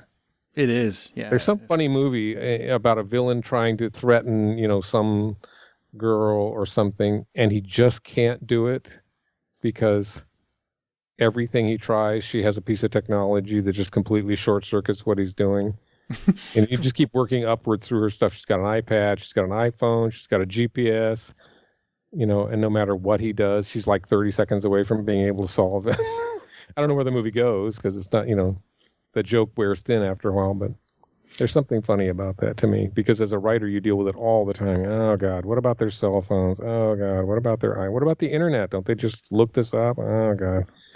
Well, if he has that information, like he has that capability, like that's built in to amass anything on the internet, then he would be able to keep a step ahead. He taps into them in a way that they're not prepared for, and he needs to know that he's in danger. That's you got to figure that out. But Stephanie and he need to figure that out fairly early on and be on the run. But once they do, then he's going to throw all of his capabilities at the problem, and it might that'll make things easier actually when you've got a character. In the original, you had this innocent character who he's trying to hide, but he's not very capable yet. With Stephanie's help and with all of everything he's learned, soaking up the internet, maybe he's just online all the time as soon as he lands, and he is doing what we do. He's Googling everything. Initially the report is public, maybe, hey, watch out for this thing. Mm-hmm. we are, the National Guard, stay out of the National Guard's way. They're going to blow this thing up. then he knows all he needs to know. I am a threat. I got it. I'm a problem. Yeah. But she believes him because she's been talking to him. She has faith. He's not. He is alive. He's not. Oh yeah, you got it. Yeah, I think that is an element that you keep. Is that she is a good-natured person who sees good nature, who feels it in her soul and cannot be convinced otherwise. And then it basically becomes her getting Johnny Five to Crosby, who is our character, who's our scientist who ultimately developed him, and convincing him that he is real. So you still have that, what you wanted, especially the scientist realizing that he is real, and then having to convince everyone else, basically. Yeah, then you've got Crosby's on their side, but that isn't going to help. They still don't believe him. They think he's gone nuts. And I think that to conclude the film, in order for people to buy it in this day and age, they would have to see Johnny Five make a conscious decision not to inflict pain or cause collateral damage of some sort, like to make a choice. Would you agree with that? Interesting. That's a different way to go. We were very happy with it. We came up, as I said, with a new ending. It spins off of the hard drive idea that you were mentioning before. Okay. We had him, I guess, I don't know if I should say it. I guess I should say it. We thought it was a really good surprise. Well, it's up to you. Yeah, maybe I'll sit on it for a while, but okay. It was a different way to make him apparently destroyed. But you're raising a different idea. It's sort of a Mighty Joe Young idea, if I can reference a film that nobody knows what I'm talking about. I saw that movie. I bet you did. You guys are different, though. That's interesting. He, barring something better, literally, the baby carriage is about to go off the edge of the Grand Canyon, and number 5, who could have saved himself, comes racing back and grabs the baby carriage. So something that serves those purposes. That's a different idea. And it could work. Well, I think you have to do that because in this day and age, they have to see a robot demonstrating morality to some degree. I mean, a conscious choice to do right. Because that's how you prove you're alive in this day and age. I made a choice to do the right thing. Whereas in AI, he's programmed to do it a certain way. I made a conscious choice. I am alive. I would also keep a little bit darker, but it also keeps the threat real. It doesn't have to be nuclear extinction, which is what I'm sure everybody pitches these days. But well, that's what we worried about back in the day. I think we're more worried about other stuff now. But yeah, I don't think his threat is global. I don't think they see his threat as global. They just don't want, they don't want anyone killed by, this old NASA robot running amok. But I do think that's an interesting way to go. If they've got him cornered and basically kind of like the ending there's a bunch of guns aimed at him or whatever. Now, of course, it's the decoy comes running out. He tricks them with the decoy, but if he did something equally, he saves Marner's life, something like that. Or while he's he's basically trapped, and he's still knowing that if he does anything, they will rain gunfire upon him, and he makes that choice to save someone else. He has to do, sacrifice. Somewhere in there is the idea. Yeah, all those elements are correct. He is under threat. If he stays hidden or runs the other way, he will get away as he has before. Instead, he runs into the line of fire and does something, and everybody goes, "Oh my God, that's why only John Wayne would do something like that." There you go. Bam. I think we got a movie. That's interesting. Believe me, we struggled with the ending because this is what the producer guy said. He said, "Guys, you got to do better than that ending. The decoy idea is such a stretch getting to it. A van with all the other stuff he needs to build, and and so we did. And I guess I am going to sit on it now. I don't know why I'm protecting any of these things. You never know. Nobody wants to do these movies, but I will for the moment. And it's not all that brilliant. This is actually quite different. Well, I had this feeling that talking to you guys would be interesting and humbling at the same time, because I figured you would do exactly what you've done, which is come at it from a very different perspective, and it's quite interesting. Hey, use it. That choice is that's absolutely a correct thing. I don't know what the example is. Brent and I would anguish for months over finding the right example of what he does and why he does it, but the concept is dead on. I can just see all the soldiers kind of sitting there open mouthed, lowering their guns and going, "Did you see what he just did?" That'd be cool. He's real. Now we got it. Let's go sell it. Done. Go ahead. Just give us an invite to the premiere. You can use that. Yeah. That's it. You can use it all. Well, thank you. I got to mention this to Brent. I don't know how many writers took a shot at it. It's a hard one to do, it was honestly. many. Well, it is. It's always hard updating stuff. It's going to be hard. It's funny. Kevin Bacon's, the Blumhouse says they're going to do Tremors series. Mm-hmm. And I was disheartened when I heard this months ago. We contacted them months ago. They told us they didn't want to deal with this months ago. We have known this for a long time. And I've been waiting for it to gel. Now they have writers working and they're going to go shop it and try to sell it. And it may well sell with Kevin Bacon attached. Mm-hmm. No matter how weird it is, it may sell because, he has never been interested in Tremors until now. But I remember you telling me that. I do remember that. Oh, I know. It's such an odd thing that, simultaneously, Kevin finally admitted he made Tremors and his production company doesn't want to talk to you. I don't know that that's him. I just know that that's what Blumhouse said when we contacted them. Right. But what was my point? My point was, we've been down that road. We did a Tremors series, and it was really hard. Our feeling at the end of our first season was that Tremors didn't lend itself very well to being a series, mm-hmm. which is why we came up with wacky concepts like Mixmaster, the DNA stuff that changes all the creatures in the valley into monsters, basically. Because, you basically need a monster a week. You need a problem a week, and it can't always be your one graboid who you can't kill. And we found it quite difficult. We had a second season. We were excited about it because we were doing a lot of stuff with the characters. That's what you do in TV, of course. Mm-hmm. It's about the characters and coming back. And we were going to reveal that Rosalita wasn't really related to Manuel and all this stuff. I mean, Miguel. Anyway, wow, way off track again. No, that's good stuff. People love that stuff. People love it. Anyway, no, I that's a cool idea. Two cool ideas here. Comes back from outer space, at least two cool ideas, and he chooses to put himself in danger. That's cool. It's always better when a character chooses something like that. Absolutely, and that's how you know somebody's alive. Yeah, and that's how you know he's alive. Exactly. He does the heroic thing, and you go, "Wow, I wouldn't have done that." Unless there's anything else, I think we have a movie. Well, it sounds good to me, guys. What about you, Troy? No, I think it's an absolute great twist at the end. I think it's perfect. Sweet. I'm actually excited about that remake. Well, good. Go write it, and then you and Brent can write it and get it sold and get rich and just invite us to the premiere. That's really all we care about. We want to go to the party. We'll see if it actually gets off the ground. We'll see what happens. I have to talk to Ron Underwood too and see what his people say. Ron, of course, is he's much more active than me and Brent. Brent and I are out pitching and writing specs and we're trying to sell a pilot now. But Ron, of course, works all day, every day in television. He's Mr. Go-To pilot guy and Mr. Go-To end episode guy, and mm-hmm. he's either in Vancouver or in Atlanta every freaking month. It's unbelievable. Good for him. Well, he just loves it. Ron always wanted to go. That's the way, even a million years ago when we did the short films, that's the way he did them. We shot them in 5 days, and we cut them in a week and threw the sound together. And then during the period when he was doing features, he didn't really enjoy that as much. He didn't always make the best choices, in my opinion, but also he just hated the years-long process of development and reading versions and hiring another writer. And oh my God, there's a lot of stuff that goes on behind the scenes people don't realize. That's for sure.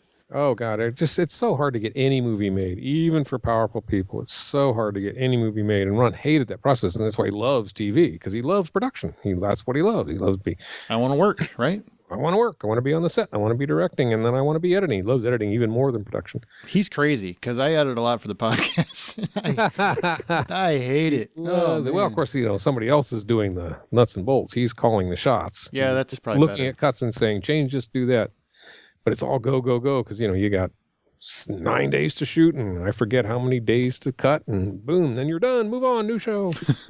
Well, we're going to give you a special cut in terms of this movie that we just made, which we're going to put into trailer form, which will happen off air, so you won't actually hear that part.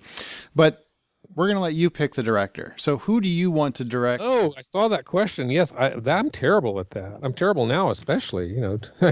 J.J. Abrams, he does everything, doesn't he? So. That is perfect. Yeah, that's perfect. I don't actually know if I agree with that. I say it as a joke just because he has been offered everything and seems to do everything. Yeah, he does. I mean, certainly he would bring his own wacky sensibility to it. So there's no question that would happen. It's funny. Actually, I would say Ron Underwood only because I know exactly how Ron works and I know how true he is to the material that he directs. He is, give Ron a good script and you will get it back in spades with all this incredible invention layered on top of it. Then I say Ron Underwood is our director. I'm going with that one. He was supposed to direct the original all those years ago. I say we do it. Troy, you're okay with that? That's good. Two to go. Okay. Now, in terms of casting, that's our last right. bastion. That's a harder one. Who will play the character of Stephanie Speck? Does anybody have an idea? Troy? I do. Okay. And just watching it last night and kind of thinking about Sheedy and her kind of quirky performance, and then taking this concept of if she's like communicating via this ham radio and actually has to kind of act without acting at something for a good portion of the movie. I went with Lena Dunham from Girls. Okay. I figured she does such a great job on that show, like just with her body and the things that she does on that show just kind of made me think of her as a potential, like being able to act with stuff that isn't actually there. That's interesting. Interesting way to approach the role. I have to abstain from that one because I'm not a big fan of hers. I feel bad, but I'm really not. What do you got? You got to throw in somebody else, and I'm terrible. Casting is the worst thing for me. I can't even think of people I know. I sit there, and thank God for casting directors, because when we were casting Tremors 2, 3, and 4, people would just bring us these wonderful people, and we would just go, "Oh my God, where did you find them?" And they go, "Well, they've been on CSI, they've been on this, they've been, My first pick, and I will be honest, I am a Firefly fan. Did you ever watch that show, Steve? You ever watch Firefly? Absolutely. My first pick is Summer Glau, who played River Tam. Is she? You have to tell me which one she was. She played the young girl on the ship. Was she? But she was not the mechanic. Not the mechanic. She was the one with the mental issues. Like she was. Oh yes. Disturbed. Yes. Interesting. Yes. Well, certainly quirky. You got quirky there. Yeah, she's very quirky. She's done a lot of other work, and she was in Terminator Chronicles. She's been in a lot of stuff actually. I just love her as an actress. I think she has a lot of. She does great with physical work. She's a very charming actress. She hasn't really gotten a big break. Very likable. See, that's the thing, Trey. When it comes to Lena Dunham, I don't find her likable at all. True. And that I think is very important to this movie, and that's it is important. Yeah, you do want to like her. This Summer Glau, is it Glau? G-O? What the hell do you spell it? G-L-A-U, Glau. Yeah. Yeah. She has incredible vulnerability, especially in Firefly. Absolutely weird, quirky thing going on. You never knew what was going on with her. I get that one totally. As I say, I'm going to be useless at this because I can never think of current people, or even not current people. And she's got the geek cred too. I mean, because you talk about Firefly, you talk about the 4400, Terminator, Dollhouse, Alphas. I believe she was in for a while. She was in Arrow. Yeah, I could get behind that. Woohoo! What about Crosby? Take another crack at it, Trey. Maybe this is the one that I went. Jesse Eisenberg. Okay. Not so much for the social network aspect of it, but more like the Adventureland aspect of him. Mm-hmm. Just because he's got that kind of, I don't want to say engineer geekiness to him, but he kind of has that geekiness to him, and he's, 30s or so that way he could play him down a little bit with makeup for the early side when the shuttle takes off or the pod takes off, and then dress him up a little older if you wanted to for the end. And he can play in kind of an arrogant genius, and I could see somebody like that coming around. Like to where you I don't think he'd be a good character if you don't want to start off right off the bat sympathizing with him, I guess. Like he's not, because Gutenberg was so likable. He's just like the nicest guy in the whole wide world. It was interesting. It was an issue for us because we wanted it to be harder edged, and we felt that Gutenberg, as much as fun as he is and as likable as he is in person, yes, that comes through in the first thing. He didn't really ever play. When he was doing those lines, the one that you chose, it doesn't laugh at your jokes. That was supposed to be kind of nasty. He was so sick of Marner, trying to explain to Marner, he just doesn't get it, That, and that's how the engineers guys get, They're so sick of people who just don't understand what they're saying. And they do have an edge. Sheldon is more like that now. That's the real, sort of extreme version of that character. Oh, that was like the original intention, that kind of character? Yeah. Okay. Well, then I think Eisenberg is the perfect choice. No, it's interesting. Yeah, Eisenberg seems edgy to me, and then I thought, well, then I back off and I go, well, yeah, but that's right. That's what you want. And I'm sure that if I watched all of his work, I would see that he has ability to, to make fun of himself, to come around, to become likable. He does. I think the strongest thing in my mind is the Facebook movie, where of course he's evil. He's evil. He's evil. Yeah. Yeah, I have to let go of that. Yeah, he did a movie called American Ultra actually just recently, and he's very, very likable in that. And Now You See Me, I think he eventually became likable in that movie. Oh, right. So yeah, I think it's a good call. That's a good call. Good call. Troy's been thinking harder than I have. Troy doesn't stop thinking. Like, he jumped right to aliens. And we're like, wait a minute, this is Earth. Right, alien robots. Wait a minute, aren't they alive to begin with? Aren't they Transformers? I was getting ready to y'all cut on that one. Oh, you hear Troy? He had it ready. I'll be honest with you, Steve. I would have jumped in with that one too, but thankfully we talked him down. Troy is a guy who will talk an idea through, which is great for this kind of podcast. It's so valuable. I tell you, it's amazing talking to you guys, just because this is not an experience I have except with Brandon, with other filmmakers. You could have these kinds of conversations. Well, we had him with Steven Spielberg. We argued with him about all kinds of things. We worked a little bit on Land Before Time. We actually worked quite a bit on Land Before Time. And the closest thing to a real argument we really ever had was the death of the mother in Land Before Time. We were going, this is terrible. You can't do this. But it's very affecting. And Stephen would not back down. He said, no, I want it to be as bad as the mother getting killed in Bambi. We're like, well, you got sadistic. Wait, the mom dies? Spoiler alert. Oh. That's funny. All right, well, let's hear the last clip from the original Short Circuit. The original Short Circuit. Oh, never mind. So good to see you. I thought they blew you up. Counterfeit, facsimile, replica. He made a duplicate of himself from all these spare parts. That's incredible. This guy's a genius. Well, above average. Oh, number 5, you are great. You are outstanding. He's so great. He is great, and the music is so great. That is the one question I have after watching this. That's sarcasm. Night. Don't let that go missed. That was a brilliant sarcastic retort.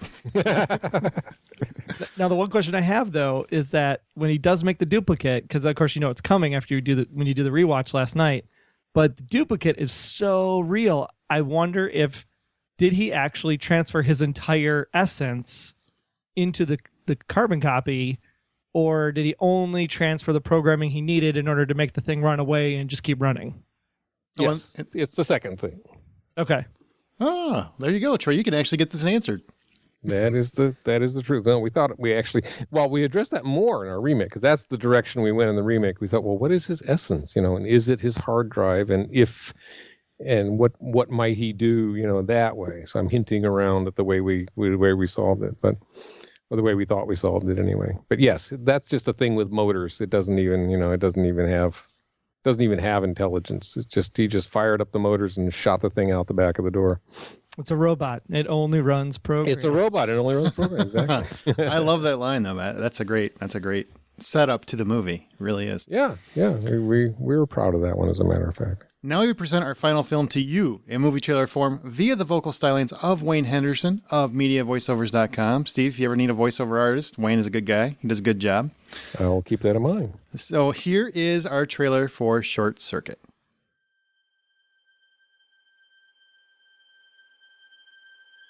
In the not-too-distant future, NASA and Dr. Newton Crosby have created the perfect blend of artificial intelligence and military robotics to monitor us all from space. This project, designated Saint, is our future. These robots are immune to error. They don't get happy. They don't get sad. And they never laugh at your jokes. They just run programs.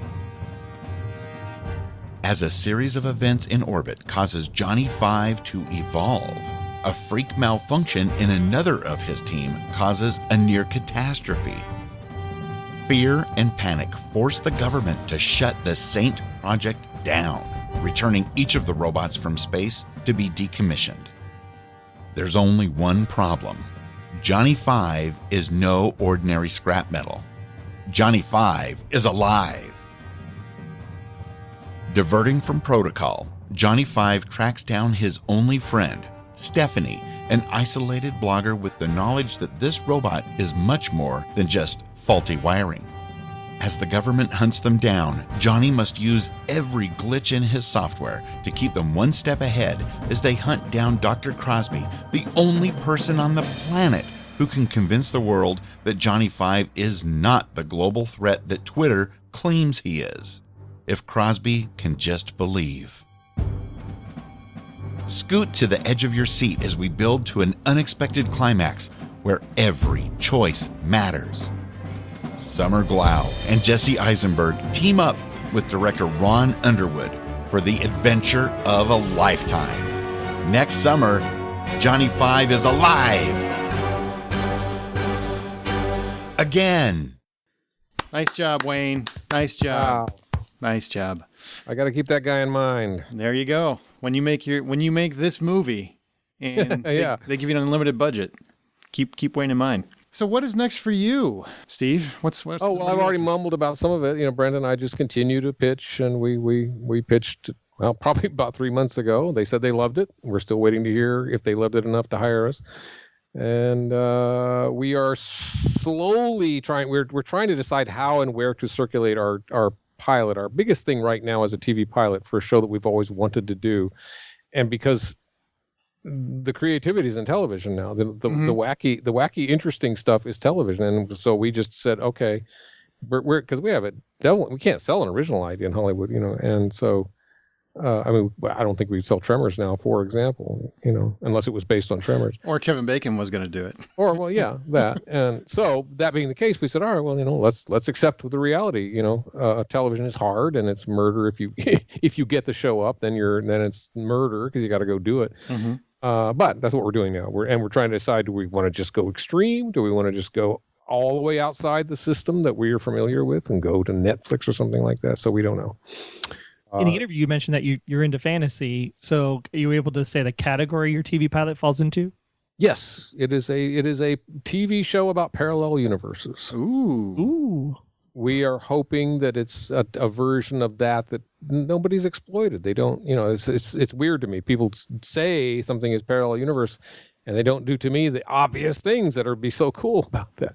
But we want it to be, you know, it's a comedy, adventure comedy, and it's all out. There's lots of parallel universes, and our lead he just gets in deeper and deeper. Ooh, I can't wait. Because he doesn't have total control of when he goes or where.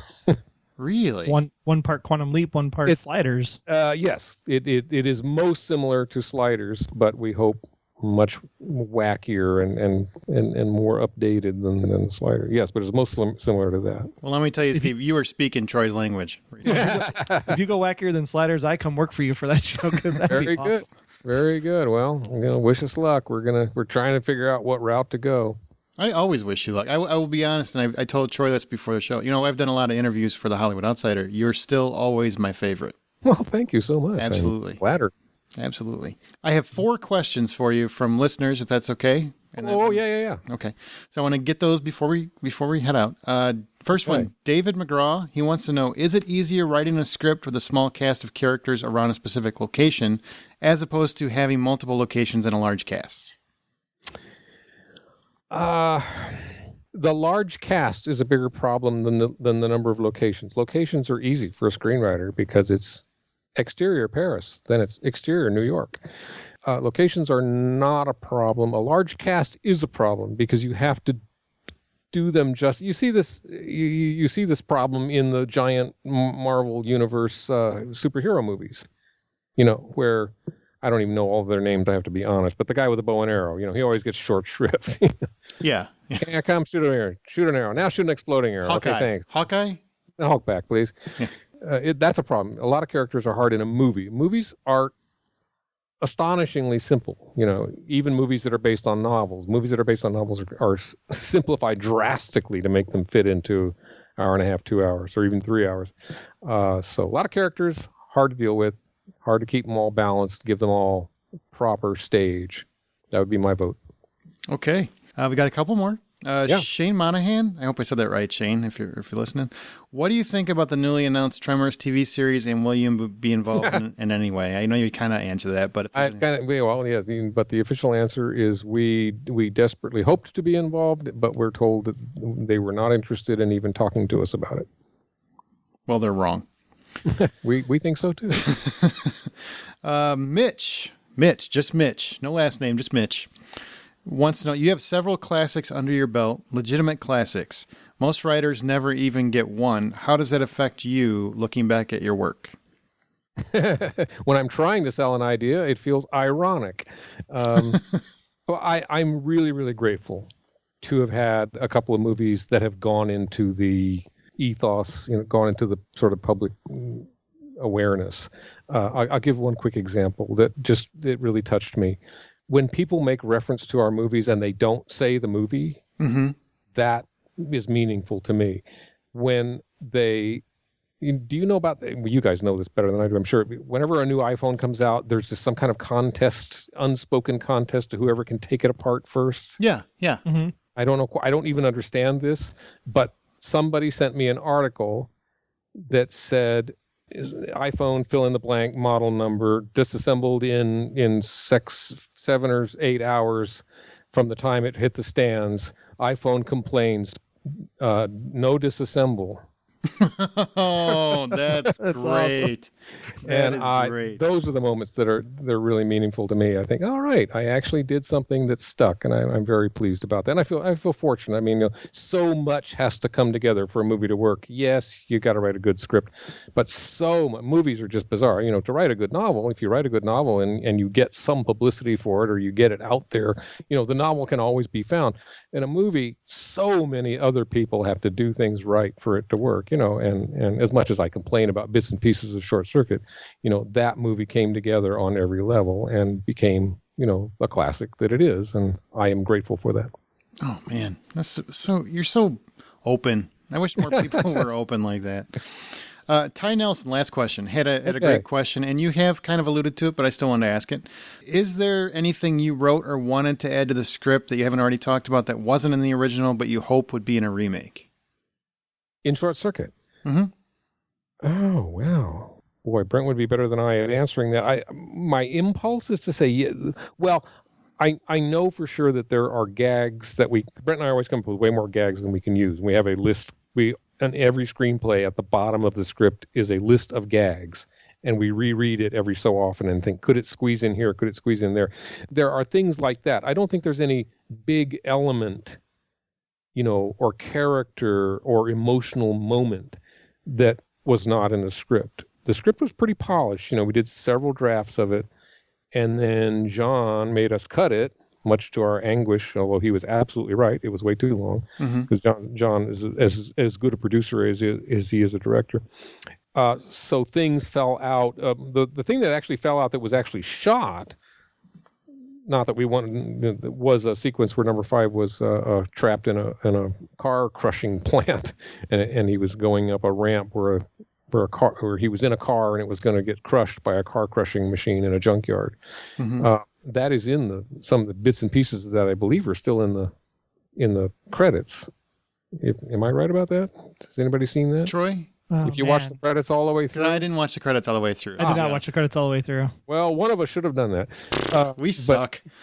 Anyway, that was, of course, that doesn't count because that was shot. Anyway, I think the honest answer to the question is, other than bits and gags and sort of funny things for number 5 to do, nothing major was left out or was hoped for to be put in. So I guess I think that's the answer.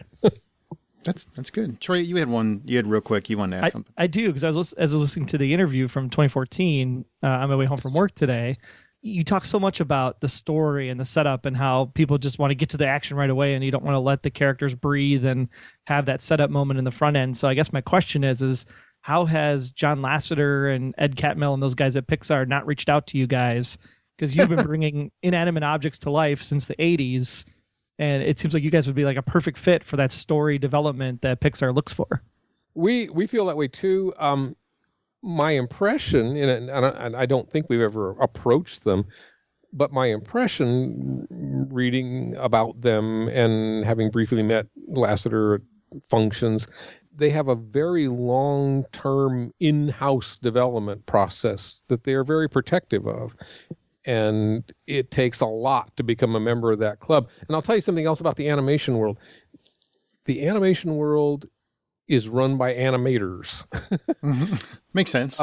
There are guys writing, in fact, some great guys that we just met who invited us to a film festival, the fellows who wrote Despicable Me. They are writers writing for animation. And we did that for Land Before Time, and we did it for Chuck Jones and for Fritz Freleng way back in the day when they still had TV production companies. But in general, animation writing followed a completely different path. They were the storymen, they were called. You'll see this credit like on old Disney movies and stuff. The storymen, it's like 10 guys. What is that? But if you watch old Walt Disney TV shows, he will tell you what that is. It was a bunch of guys. They would get in a room. I guess there were no girls back then. And they would put drawing. They all drew. They were all artists. They were all animators. So they would draw drawings. Like, this would be funny. This would be funny. And they put it up on a giant bulletin board. And then they start rearranging the drawings. And when you really look at the structure of especially old Disney, Pinocchio, Bambi, it's weird. The stories are weird, and the sequences are weird and don't necessarily make sense. Somebody would fall in love with, Bambi falls down on the ice. Well, we're doing 5 minutes of Bambi on the ice, then we're doing something else. And so animation is kind of in its own world. Brent and I would love to work in animation. That's why we jumped at the chance to work on Land Before Time when Spielberg offered us a chance to work on it, and we did a lot of writing on it actually, and we loved doing it. And yes, I absolutely love what Pixar does. I mean, they are in this rarefied space where they can just do truly inventive stuff in a way that the rest of Hollywood isn't even interested in. Absolutely, yeah. Only their name and their huge backlog of success allows them to do something like. What's the title of the girl we're inside of her mind? Inside Out. Inside Out. I mean, you go, I just laugh and I look at that and I think, yeah, I'd love to pitch that somewhere. Yeah. Well, and it spawns like, the marketing department. It's like you can go Riley's first date. Riley's going to college. Riley gets first job. And it's like, you got 4 movies for the next 10 years right there. Oh, yeah. Yeah, it's funny. Marketing will get behind it once they see what it is. But anyway, yeah, they're in a completely rarefied universe. But yeah, I love what they do and would love to. And I feel like we're kind of on the same page. Brad Bird is up there a lot. We worked with Brad on batteries. So that's right. Yeah. Oh man, I totally forgot that he was part of that. Yeah, he was back in the day. Brad was doing all kinds of stuff, and he was doing storyboarding, and he co-wrote it with Matthew. Right? I think I'm getting this right. And then they were both ridiculously busy in pre-production, and Spielberg, who was a maniacal, he did not ever want anything to go over budget. This was a big thing for him. Mm-hmm. You had to be a responsible filmmaker. And he sat Matthew down and said, okay, your script is way too long. There's no way you can do this for the budget that you've got. These 2 guys are going to rewrite it. Here they are. So, but it worked out well. We were able to work. Matthew was totally on board. He had been a long-time writer. He had been a writer for 10 years with his partner. And so in hindsight, you rewrote Brad Bird. You would, yes, technically that is correct. That is what I would just get that, put it on a frame and just stick it on the window right there, right on the mantle or something. With your stop motion animation work, and then the fact that you bring these, inanimate objects to life, my hope is that you land there someday. That's a great. I love that idea, and I will it to whatever the forces are that would make that happen. That's right. Call Pixar, Troy. Make a call. I will. Yeah. I'll call John. Yeah, call John. Yeah, John will take your call.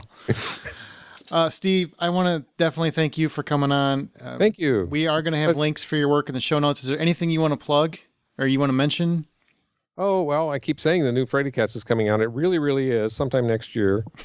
my novel about the 2 crazy cats. Freddy Cats Meet the Mummy this time out.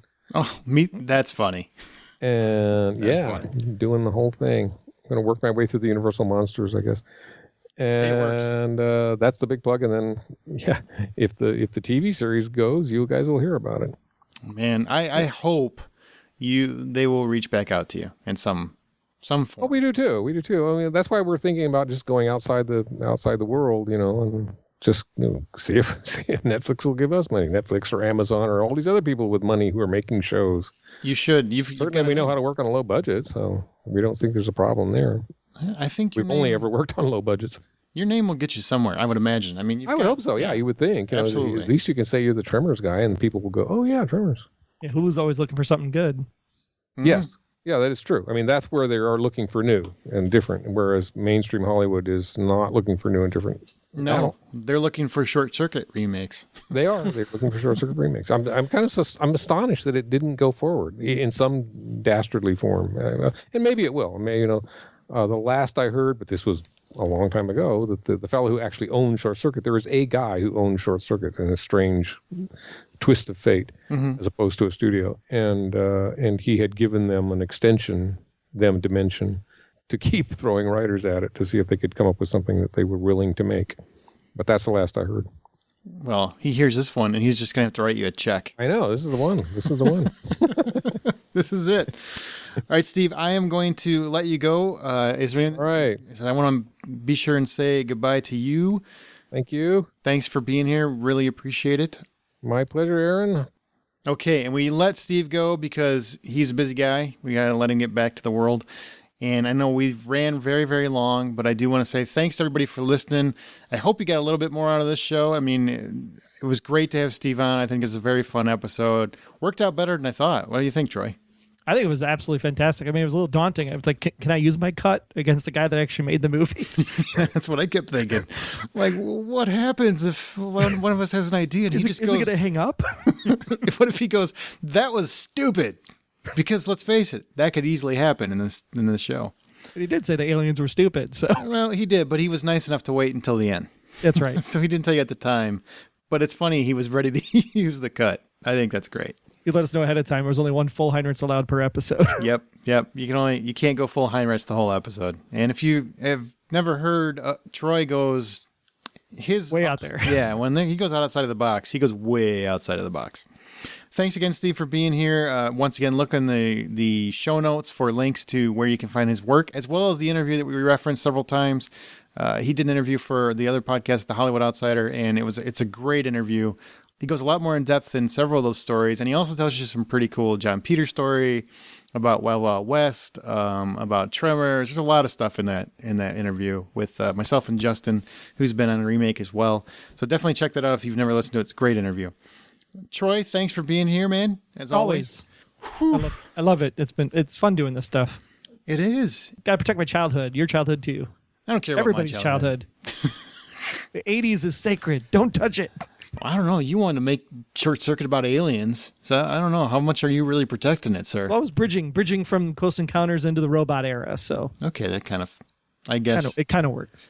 Someday I want to do some kind of exploratory thing in your head and figure out how it all works. Well, what do you guys think? Do we nail it, or do you think you have a better pitch than the guy who wrote Short Circuit? You might think you have. There's a lot of aspiring screenwriters out there. Send us your pitch. Send us your ideas. If you got anything better, anything you want to add, or just feedback on this particular episode, send it to remakethismovieright@gmail.com. It's remakethismovieright@gmail.com. And we might mention your pitch on the next teaser episode. Remember to review us on iTunes. It's very important. It helps the show. We really appreciate it. Thumbs up on Stitcher if you're listening that way. And if you have it in your podcast app, make sure you subscribe so you know when the next episode of Remake This Movie Right hits. Thanks again to Wayne Henderson. Wayne, we plugged you this week. So you just keep an eye out. You might be getting some voice acting work. You know? And we get a commission off of it. Yeah. 38%. That's the number we came up with. I hope you're cool with that. We do have a Remake This Movie Right and a Hollywood Outsider Facebook group. So if you like to talk about movies or remakes, then just seek those out. And there's a link in the show notes for those as well. That's going to do it for this episode of Remake This Movie Right. Troy, you want to wrap it up? You betcha. The next movie you watch, remember that it will get remade someday, but only you and SS Wilson can make it better. Take care, guys.